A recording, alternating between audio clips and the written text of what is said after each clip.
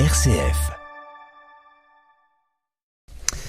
Comme chaque quinzaine sur RCF, un peu de philo, un rendez-vous proposé par Philippe Boulier, qui anime par ailleurs la chaîne YouTube Kailos, et en compagnie d'Eva Debon-Lacroix et de Lucas Nambeau. La question cette semaine, peut-on rester jeune toute sa vie ? Une petite subtilité toutefois. Ce sont Lucas et Eva qui vont poser les questions à Philippe. À vous. Alors bonjour à tous, merci Philippe, merci Lucas d'être présent aujourd'hui. Alors avec Lucas, on se disait effectivement, on se posait la question, peut-on rester jeune toute sa vie ? On part généralement du postulat que la plupart des personnes, en fait, elles souhaitent rester jeunes le plus longtemps possible. Mais du coup, cela sous-entend que, est-ce que peut-être ce n'est pas possible finalement de rester jeune toute sa vie ? Et dans ce cas, pourquoi ? Alors, ce qu'on se disait pour commencer, c'est peut-être qu'il fallait définir la jeunesse. Donc, Philippe, c'est la question qu'on vous pose aujourd'hui. Pour vous, c'est quoi la jeunesse ? Alors, bonjour à tous, bonjour Dimitri, bonjour Eva, bonjour Lucas. Alors, moi, je ne suis plus jeune, donc ça peut paraître un petit peu paradoxal de définir la jeunesse ou de parler de la jeunesse quand on n'est plus jeune. Mais je dirais, la première question, c'est de savoir de quelle jeunesse on parle. Parce que il y a l'enfance, il y a ce qu'on appelle l'adolescence, et il y a aussi l'état jeune d'une personne qui est déjà adulte. Alors évidemment, quand on pense à l'enfance, on pense plutôt à des caractères enfantins ou infantiles. Quand on pense à l'adolescence, si c'est la jeunesse à laquelle on pense, c'est une période qui n'existe pas dans toutes les sociétés. Toutes les cultures ne reconnaissent pas l'existence d'une période en tant que telle qui serait l'adolescence. Mais si on reconnaît l'existence de l'adolescence, elle a bien une existence dans nos sociétés, c'est plutôt un état de transition qui conserve à la fois quelque chose de l'enfance et qui tend vers l'âge adulte. Et quant à la jeunesse d'une personne qui est déjà adulte, on définit par là une période qui précède l'âge mûr, la maturité, et qui s'oppose à la vieillesse. Alors je dirais pour résumer que la jeunesse c'est un terme polyforme, ambigu, peut-être ambivalent aussi, et qu'elle désigne un état de transition, et si on me permet d'employer un mot philosophique, c'est une période dialectique, elle est faite de contradictions qui sont à la fois assumées, peut-être dépassées, quand on assume d'être jeune et quand on veut peut-être le rester. Mais du coup, en ce sens, la jeunesse, c'est pas forcément quelque chose de corporel, c'est plus quelque chose de psychologique, lié à l'âme, lié à l'esprit. Alors, est-ce que la jeunesse, donc, c'est le corps ou c'est l'âme ? Est-ce que c'est le physique ou le psychique ? Alors moi, je vais donner une réponse, mais j'aimerais aussi que vous me disiez votre sentiment, puisque c'est vous qui êtes jeune. Alors, c'est vrai qu'on constate chez les jeunes personnes, vous allez me dire si vous êtes d'accord ou vous allez éventuellement me démentir, on constate généralement une capacité à s'étonner, à s'enthousiasmer, à créer, à se projeter. Il y a aussi la présence dans la jeunesse d'une quête d'absolu, d'une capacité de remise en question, voire de révolte. Il y a aussi sans doute le désir de se distinguer des générations antérieures. Et il y a aussi une intensité particulière du désir et du sentiment amoureux qu'on associe souvent à la jeunesse. Alors c'est vrai que toutes ces choses ne sont pas forcément liées à un état de jeunesse biologique, physique.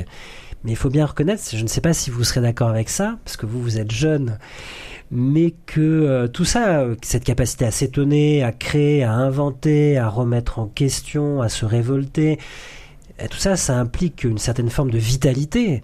Et c'est difficile de penser tout ça indépendamment d'une vitalité du corps. Donc d'une certaine façon, ça requiert une force biologique, qui n'est pas exclusivement propre à la jeunesse, mais ça requiert une certaine forme de vitalité. Est-ce que vous seriez d'accord ou est-ce que vous pensez, puisque vous êtes jeune, que vous allez pouvoir rester jeune toute la vie, indépendamment du vieillissement de votre corps ? Indépendamment du vieillissement de notre corps, pas forcément, parce que c'est vrai qu'on vit de plus en plus vieux, on prend de plus en plus soin de notre corps. Le corps, c'est vrai, il y a toujours des alternatives pour, du moins de manière visuelle, rester jeune. Après, c'est vrai qu'au niveau du vieillissement des cellules, etc., là, certes, il y a des médicaments qui sont en voie du coup de recherche là, qui arrivent à limiter un petit peu ce vieillissement des cellules. Mais oui, c'est vrai que moi, personnellement, en tant que jeune, j'aimerais garder cette fougue un petit peu, cette curiosité de la jeunesse toute ma vie, quand bien même mon corps vieillit. Oui, je rejoins assez Lucas là-dessus. Je pense qu'en fait, finalement, à notre âge, le corps, ça va plus être une limite. C'est-à-dire qu'on pense... je pense à des personnes où souvent on dit que... elles ont un esprit jeune, mais le corps qui ne suit pas forcément. En fait, c'est vraiment ça. Ça va être tant que le corps suit, on va avoir envie de faire plein de choses, du dynamisme, partir loin, faire des grandes marches, je ne sais pas, tout ce qu'on peut imaginer. Et finalement, en fait, ça va être le corps qui, à un moment, va nous limiter et qui va peut-être, du coup, effectivement, limiter cet aspect-là de la jeunesse, de dynamisme ou curiosité, parce que le corps lui-même vieillit, le cerveau perd en capacité et tout s'ensuit finalement. Et si on s'en tient à une forme de curiosité de la jeunesse, on peut aussi constater qu'il y a des jeunes qui sont déjà vieux. Oui, tout à fait. Il peut y avoir une dissociation entre la jeunesse physique, biologique et l'état d'esprit. On peut avoir une vie, je ne sais pas, très rangée, avoir déjà beaucoup de renoncements, ne pas avoir une capacité de remise en question tout en étant jeune et être finalement dans une forme d'automatisme qu'on associe généralement pas forcément à la vieillesse, mais à la maturité, l'avancée en âge, le fait d'accepter des choses qu'on pouvait remettre en question quand on était plus jeune. Mais j'allais vous dire, dans vos réponses, vous me dites que vous voudriez rester jeune toute votre vie. Il y a un terme qui m'a marqué, Lucas, c'est le terme de fougue. C'est vrai que la jeunesse, et vous, Eva, vous avez employé le dynamisme, le terme de dynamisme. Il y a un mot que souvent on oppose à la jeunesse, et j'en ai parlé dans la définition de la jeunesse, c'est la maturité. Alors, la maturité, on la définit de différentes façons. Mais si on vous opposait que rester jeune toute sa vie, ce serait, non pas forcément rester immature, ce serait quand même caricatural de dire ça, mais peut-être ne pas accéder à une certaine maturité. Est-ce que vous seriez d'accord ou est-ce que vous pensez que c'est finalement c'est une objection un peu facile qu'on vous fait ? Je pense qu'il y a plusieurs types de maturité et notamment lorsqu'on est jeune et mature, cette maturité elle est dépendante de la jeunesse. C'est-à-dire que moi je renvoie plutôt la maturité à une forme d'expérience, c'est-à-dire des expériences de vie, etc. L'accumulation de bonnes ou de mauvaises choses dans sa vie, pour moi, forge la maturité. Néanmoins, c'est vrai qu'on peut retrouver chez quelqu'un de plutôt jeune une forme de maturité supérieure à celle de la moyenne. De la moyenne. Mais pour rebondir sur ce que disait Eva tout à l'heure, je pense aussi que elle expliquait que le corps peut freiner l'esprit. Moi, j'aurais tendance à dire que l'esprit, des fois, a tendance aussi à freiner le corps. C'est-à-dire qu'il faut que le corps suive, etc. Certes, mais je pense aussi que c'est l'esprit qui décide à un moment de conserver ce dynamisme, etc. Un petit peu comme les sportifs. Les sportifs, on sait très bien que le sport, ça a des effets bénéfiques sur le corps. Mais parce que les sportifs, la première chose qui leur font faire du sport, c'est cette idée de vouloir réaliser une activité sportive, c'est cette volonté de dynamisme. Vous voulez dire que c'est comme un entraînement en quelque sorte. Exactement. Et alors Philippe, je vous retourne la question. Donc, est-ce que pour vous la maturité finalement, ça marque la fin de la jeunesse ? Ou alors, qu'est-ce qui marquerait ce passage de la jeunesse à l'âge adulte pour vous ? Alors, Eva, vous vous en sortez bien parce que vous n'avez pas répondu à ma question, donc je vais aussi vous poser une question. Alors, cette question de la maturité ou cette question du deuil de la jeunesse, elle pose un problème qui est le problème du désir. Être ou pas désirable ou rester désirable. Quand on veut rester jeune, souvent c'est qu'on veut rester désirable, attrayant, attrayante. Faut pas se le cacher. Et Lucas, tout à l'heure, vous évoquiez de façon voilée la chirurgie esthétique. C'est l'une des raisons principales de vouloir rester jeune ou de conserver une apparence de jeunesse. Alors je dirais qu'il y a deux types d'arguments pour accepter la perte de la jeunesse qui est inévitable et pour embrasser ce qui serait une forme de maturité, voire la vieillesse. Il y a d'abord les critiques ou les défauts qu'on pointe dans la jeunesse et qui ferait que finalement on peut en faire le deuil. Et puis le second type d'argument, ce sont les avantages en tant que tels de la maturité, de l'expérience accumulée, puisque Lucas, vous avez parlé de l'expérience, de ce qu'on appelle aussi traditionnellement la sagesse. Alors pour ceux que ça intéresse, je les renvoie On trouve ça sur Internet. À Platon, La République, c'est dans le livre 8.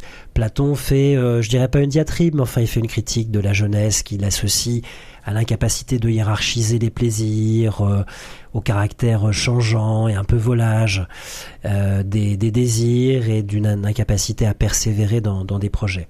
On trouve un diagnostic un peu plus ambivalent chez Aristote. Là aussi, on peut regarder sur Internet. C'est dans la Rhétorique d'Aristote, le livre 2, chapitre 12, où Aristote dit finalement la jeunesse, elle a les faiblesses de ses forces. C'est-à-dire qu'elle a un désir ardent qui lui permet de réaliser en fait des projets qui peuvent paraître fous, d'une certaine façon, mais elle confond parfois le désir et le caprice. Elle a en même temps une capacité de bravoure. Elle a une bonté d'âme parce qu'elle n'est pas encore corrompue par les exemples de la perversité qui réussit, mais en même temps elle a une relative candeur, ce qui fait qu'elle est facilement trompée ou abusée. Elle privilégie le caractère éclatant d'une action au seul calcul d'intérêt et elle a un caractère de plaisanterie ou d'impertinence joyeuse. Donc je dirais le passage à la maturité, il peut être accepté si on considère que on conserve une part intéressante de la jeunesse, la capacité à s'étonner, à s'enthousiasmer, et qu'on gagne en plus quelque chose, je parlais de maturité tout à l'heure, mais quelque chose qui n'était peut-être pas dans la prime jeunesse. Et dans ce cas-là, effectivement, on peut essayer d'opérer une synthèse. Je ne sais pas ce que vous en pensez. Est-ce que c'est pas à cette synthèse que vous pensiez tout à l'heure, Eva, quand vous disiez, mais finalement, on peut espérer rester jeune toute sa vie pour garder ce dynamisme? De ce que je comprends, ce serait plutôt du coup finalement la maturité, une évolution, une suite à la jeunesse, une suite du coup logique de par les expériences vécues et une suite obligée qui nous est imposée, mais donc on peut se dire que sans marquer totalement la fin de la jeunesse, on peut peut-être conserver une part de jeunesse, mais qui va être plus nuancée parce que apprentissage de l'expérience et retenir les leçons vécues. Je voudrais rebondir sur quelque chose que vous avez souligné, Philippe, tout à l'heure, c'est la candeur de la jeunesse et l'idée que lorsque l'on vieillit, on se confronte un petit peu à la corruption, ce que vous disiez tout à l'heure. Alors je pense que c'est quand même assez nuancé, vos propos sont nuancés bien évidemment, mais je pense aussi que cette volonté de vouloir rester jeune toute sa vie, c'est aussi la volonté d'appréhender le monde d'une manière un petit peu utopique et de vouloir toujours espérer. Exactement, toujours espérer d'avoir des expériences toujours bonnes, qu'elles soient toujours bonnes en soi, d'être toujours la meilleure part de nous-mêmes. Et je pense que c'est ça ce qui fonde aussi le désir de certains de vouloir rester jeunes. C'est l'idée que eh bien on a cette volonté de pas succomber entre guillemets au mal qu'est le fait de vieillir, le fait de réaliser moins d'expériences parce qu'avec l'âge on peut moins faire de choses, etc. Donc je dirais que ouais, vouloir rester jeune, c'est la volonté de ne pas vouloir abandonner cette candeur et ce dynamisme qu'on avait lorsqu'on était plus jeune. Moi j'ai une question à vous poser, c'est que comme je vous l'ai dit, il y a beaucoup de sociétés, notamment les sociétés traditionnelles et ce qu'on appelle maintenant les sociétés premières, primitives, où l'adolescence en tant que telle n'existe pas. On passe de l'enfance à l'âge adulte en fait, par des rituels d'initiation et d'intégration. Dans le cas des femmes et surtout dans le cas des hommes, au groupe des hommes déjà faits, déjà adultes, déjà mûrs. Alors il y a peut-être des rituels aussi dans notre société de passage à l'âge adulte. Il y avait le service militaire, fut un temps. Il y en a d'autres auxquels vous pensez peut-être. Il y a peut-être le bac, il y a peut-être le permis de conduire. Enfin, je ne sais pas. Il y a ce genre de rituel qui marque la fin de l'adolescence, l'entrée dans l'âge adulte. Une référence historique pour le montrer, dans la Rome antique, l'enfance, qu'on appelait la pueritia, se terminait à 17 ans et après on entrait dans une période qui allait jusqu'à 30 ans qu'on appelait adolescens. Donc correspond pas du tout à notre période de l'adolescence. On voit que c'est plutôt l'état jeune d'un adulte ou d'une adulte. Et ce qu'il faut savoir, c'est que le mariage pour les jeunes filles était ouvert à partir de l'âge de 12 ans. Même si, en règle générale, elles se mariaient plus tard. Mais vous voyez qu'il y avait des passages qui étaient beaucoup plus précoces que chez nous. Alors moi, la question que j'ai envie de vous poser, c'est quand la fin de la jeunesse pour vous? Parce que là, vous êtes dans la jeunesse, ça va être quoi la fin de la jeunesse? Est-ce qu'il y a une date? Est-ce qu'il y a, je ne sais pas, est-ce qu'il y a un fait du calendrier? Est-ce qu'il y a un événement de vie? Ou un ensemble de choses qui vous font dire, qui vous feraient dire à propos de quelqu'un que cette personne n'est plus jeune? Pour ma part, je dirais Plusieurs choses. Alors peut-être le décès des parents, le mariage. Je sais pas, c'est pas évident comme question. Le fait de passer la trentaine, par exemple. Oui, voilà, je pensais aussi à l'âge anniversaire. Effectivement, il y a pour certaines personnes, du coup, passer un certain âge, c'est passer un cap. Après, je pense honnêtement qu'il n'y a pas forcément de cap en soi. Je pense que le rapport qu'on a à la jeunesse et le fait d'être jeune ou pas, entre guillemets, c'est nous qui le décidons. C'est-à-dire que c'est nous qui décidons, ou alors c'est notre jeunesse qui démissionne, entre guillemets, face à la maturité, aux expériences difficiles, etc. Je vais prendre un exemple du coup qui m'est proche. Donc une femme d'un certain âge dans mon entourage a perdu son mari plutôt jeune, autour de la 45-50 ans. Et à partir de ce moment-là, elle a décidé de beaucoup plus voyager, de partir à l'étranger. Et jusqu'à 70 ans, elle a continué à voyager, à aller aux quatre coins du monde, à faire du sport, etc. Parce que je pense aussi il y a cette volonté de lorsque l'on est confronté à certaines étapes, soit notre jeunesse démissionne, soit elle se révèle encore plus. Ce serait une comment dirais-je, une question de décision. Finalement, on peut décider de prolonger la jeunesse, de conserver une part de jeunesse et de la transcrire dans des actes et de le mettre en application. Je pense. Finalement. Mais est-ce que ça vous fait peur, la fin de la jeunesse ? Est-ce que c'est quelque chose que vous appréhendez ? Parce qu'on parlait des expériences de vie tout à l'heure, Eva, vous avez mentionné la mort des parents, par exemple, le passage de la trentaine. Vous n'avez pas mentionné la naissance des enfants. Quand on devient un père ou une mère, on peut être un jeune papa, une jeune maman, hein, bien sûr. Mais est-ce que ça vous fait... Est-ce que ça suscite de la crainte pour vous ? Est-ce que ça vous fait peur, cette perte éventuelle de la jeunesse ? C'est quelque chose que vous redoutez ? Je pense que factuellement, on perd notre jeunesse. Si on veut un petit peu quitter ce prisme philosophique, je pense qu'on perd la jeunesse lorsqu'on obtient son premier appartement. Lorsqu'on commence à devenir un petit peu autonome, que petit à petit, on va faire notre première... déclaration de revenus par exemple. C'est vrai que moi personnellement c'est quelque chose qui m'effraie un petit peu, toute cette administration, tous ces coups de fil qu'on doit passer, le paiement des factures, etc. C'est quelque chose moi qui personnellement m'inquiète un petit peu, et c'est vrai que sur ça j'aimerais bien rester jeune.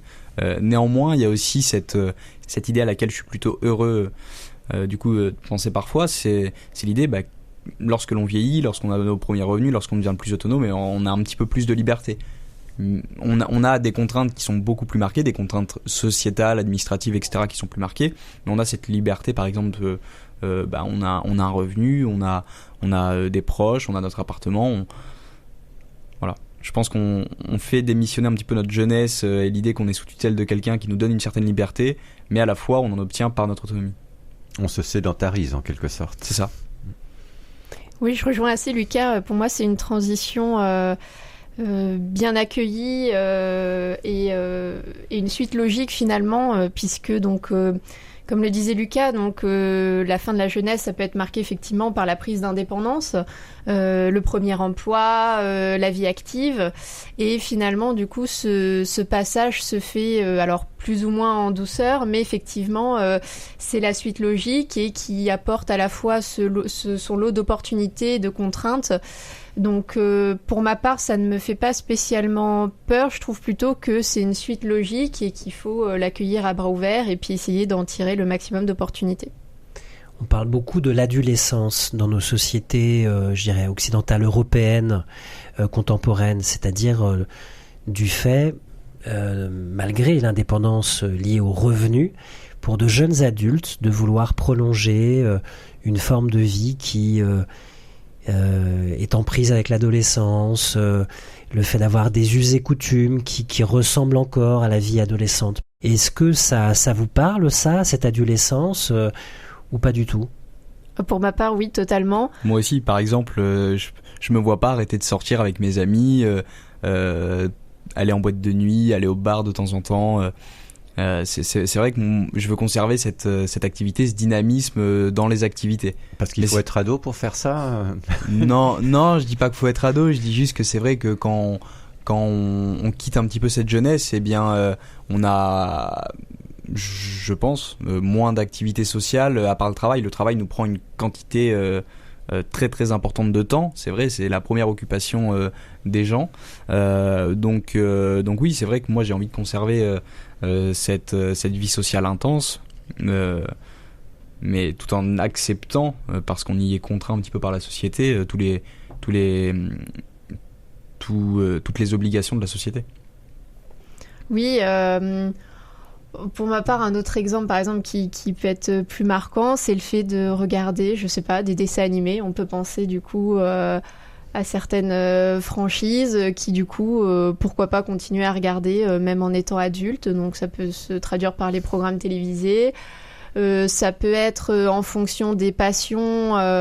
Je sais pas, par exemple, il y a des personnes où c'est l'équitation, ils en faisaient quand ils étaient plus jeunes, et ben ils continuent d'en faire même en passant à l'âge adulte plus tard. Ça peut être au niveau des jeux vidéo, par exemple, où c'est pareil, on peut avoir des personnes qui jouaient beaucoup au temps du collège-lycée et qui continuent même après dans la vie active. Donc en fait, il y a des passions comme ça qui peuvent en fait se poursuivre, qui peuvent être assimilées plutôt à de la jeunesse ou à de l'enfance, mais qui peuvent être pratiquées même par des adultes.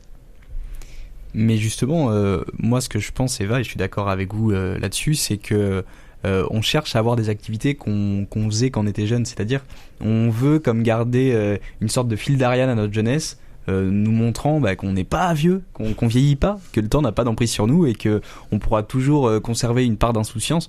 Et c'est vrai qu'on voit, je pense, de manière sociétale, de plus en plus se multiplier le prolongement de certaines activités qui sont assimilées à de la jeunesse. Le fait de regarder des dessins animés, par exemple, le fait d'apprécier beaucoup, par exemple, un grand parc d'attractions parisien qui est relié à une chaîne de dessins animés, justement. Moi, je connais pas mal de personnes autour de moi qui sont mes friands justement de cette marque de dessins animés, et c'est vrai, c'est la volonté peut-être de pas vouloir démissionner face au temps, cette volonté de conserver certaines activités qu'on avait lorsqu'on était jeune. Est-ce que c'est parce que ces activités on les aime vraiment, ou est-ce que c'est un petit peu la dernière chose qui nous relie à la jeunesse?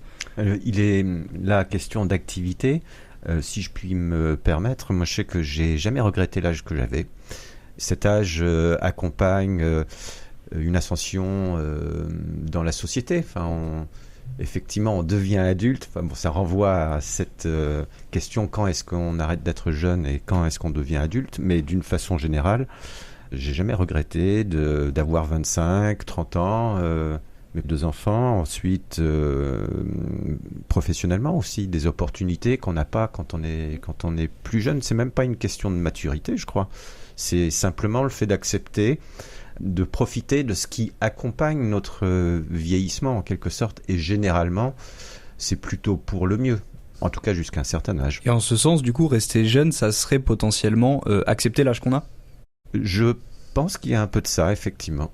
Alors Dimitri, du coup, je rebondis sur ce que vous avez dit. Donc vous parliez du fait que pour vous, donc c'est grâce au temps finalement qui passe qu'on engrange de l'expérience et qu'on peut atteindre du coup parfois des postes plus importants dans notre carrière.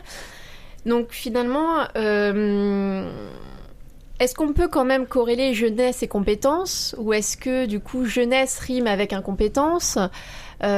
Pourtant, du coup, on voit qu'il y a quand même dans beaucoup d'offres d'emploi où ils demandent, malgré un profil jeune, d'avoir déjà 3-5 ans d'expérience. Alors, comment associer les deux? Comment faire finalement? Oui, alors c'est vrai que c'est un paradoxe. On a un très jeune Premier ministre, on a un relativement jeune président de la République. Alors il y a une phrase très célèbre: la valeur n'attend point le nombre des années. Et il est vrai qu'on a eu en France et ailleurs dans le monde des dirigeants, des dirigeantes qui étaient très jeunes. Il y a eu des jeunes rois de France, il y a eu, après la période de la Révolution, pendant l'Empire, avec les maréchaux d'Empire, de très jeunes maréchaux. Donc on peut avoir du talent, on peut, sans avoir une grande expérience, réussir à des postes de responsabilité. Le problème, c'est que j'ai tendance à penser que pour des postes à responsabilité, l'expérience est un atout supplémentaire et souvent crucial. Alors ce qui est vrai, c'est que la jeunesse bénéficie de toutes les valeurs qui sont mises en avant aujourd'hui. Il y a la question des inventions, de la technologie, des activités nouvelles, la projection vers l'avenir. On est dans une société dont les valeurs sont les valeurs de la jeunesse. Et mai 68 a joué un rôle très important cette mise en valeur de la jeunesse. Toutes les valeurs traditionnelles comme l'expérience accumulée, la sagesse, l'autorité liée au temps passé sont des valeurs qui ont un peu disparu. Mais j'aurais tendance à dire que oui, on peut faire confiance aux jeunes, bien sûr, pour des postes importants, mais je pense quand même que l'expérience est un facteur qui n'est pas à négliger. Je voudrais rebondir justement sur ce que vous avez souligné, Philippe, c'est que je pense aussi qu'il y a une sorte de bouillonnement de l'enfant. L'enfant aujourd'hui n'est plus tout à fait un enfant. Il est confronté de plus en plus, et ça va amener des lois d'ailleurs prochainement, il me semble. Ça va amener des lois. L'idée que l'enfant est de plus en plus confronté à la dure réalité du monde, et on le confronte de plus en plus à des activités qui sont liées à un certain âge, par exemple l'avancement de la durée avant d'entrer sur le marché du travail, etc. Les jeunes bébés qui parlent et marchent de plus en plus tôt. Il y a cette idée aussi que peut-être la société, sans trop le vouloir peut-être, est en train d'enlever une forme de jeunesse, du moins je pense que c'est en train de se passer, une forme de jeunesse à la jeunesse justement. On en parlait en off avec Dimitri, c'est vrai que la jeunesse c'est un mot valise. Il y a des jeunesses, des générations dans certains pays à certains moments. Et le mode de production, la société de production, le type d'emploi, le type d'activité qui est proposé, l'importance ou non de la technologie dans une société détermine beaucoup la façon dont on se vit. Donc peut-être qu'il y a une forme d'accélération aussi, c'est intéressant ce que vous dites, je n'ai pas enquêté sur le sujet, qui se traduirait même biologiquement finalement. Mais la jeunesse, c'est toujours l'état d'une personne à un moment donné du temps dans une certaine circonstance, et c'est vrai que c'est difficile de généraliser, même s'il existe des universels ou des universaux, c'est-à-dire des oppositions entre jeunesse, maturité, ou entre jeunesse, vieillesse, ou entre inexpérience et expérience. Ça, ce sont des choses qui sont universelles. Alors, en guise de conclusion, j'aimerais souligner deux choses. La première, c'est une formule de Louis de Joncourt. On la trouve dans l'encyclopédie de Diderot et d'Alembert, à l'article jeunesse, justement. Et Louis de Joncourt dit la chose suivante: mais souvenons-nous que ce bel âge, il parle de la jeunesse, si justement vanté, n'est qu'une fleur presque aussitôt flétrie qu'elle est éclose. Ça veut dire que peut-être la jeunesse est une promesse d'éternité qui n'est pas tenue, malheureusement. Et puis la deuxième chose, je voudrais m'adresser aux personnes qui sont jeunes et qui peut-être ne sont pas heureuses. On dit souvent que c'est la jeunesse, que c'est le bel âge. Je voudrais rappeler les mots de Paul Nizan dans son roman Aden Arabi, qui est apparu en 1931. Les premiers mots du roman: j'avais 20 ans, je ne laisserai personne dire que c'est le plus bel âge de la vie. Ça veut dire qu'on peut être jeune et malheureux, et j'aimerais dire que on a parlé de l'expérience, du passage du temps, de la maturité. Il ne faut pas désespérer quand on est jeune et que on entend tous les gens dire que c'est le plus bel âge. Si on n'est pas heureux à cette époque de notre vie, ça n'est pas grave. On peut continuer d'espérer et l'être plus tard. Eh bien, on va s'arrêter sur ces mots. Philippe, qui, je le rappelle, anime une chaîne qui s'appelle Kailos, c'est une chaîne YouTube. Merci à Eva et à Lucas qui, cette fois-ci, posaient les questions à Philippe Boulier.